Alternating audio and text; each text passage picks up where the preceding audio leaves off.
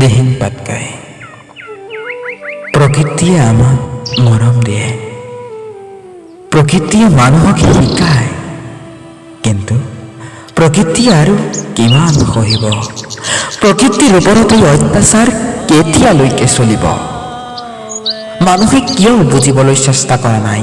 পৃথিৱীত মানৱ জাতিয়ে প্ৰকৃতিৰ ওপৰত তাণ্ডৱ চলোৱাৰ ফলত কৰোনা ভাইৰাছে তাণ্ডৱ সৃষ্টি কৰিছে।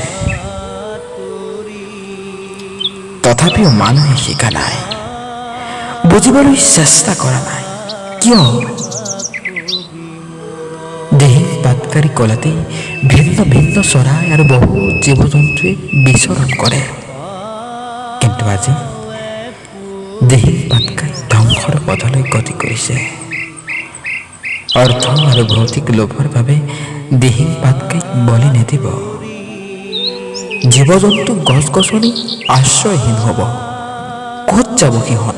যি প্ৰকৃতিয়ে জীৱন দিছে, যি প্ৰকৃতিয়ে মানুহক অন্ন বস্ত্ৰ বাসস্থান দিছে, সেই প্ৰকৃতিক আমি কিহৰ প্ৰতিদান দিছোঁ? এবাৰ ভাবি চাইছোঁ। এক কথাত ক'বলৈ গ'লে আমিও দায়ী নহয় জানো? আমাক কয়লা নালাগে, আমাক জীয়াই থাকিবলৈ অক্সিজেন লাগে, কয়লা নহয়। হাত জোৰ কৰিছোঁ মানৱ জাতি, দিহিং পাটকাইখন ধ্বংস নকৰিব।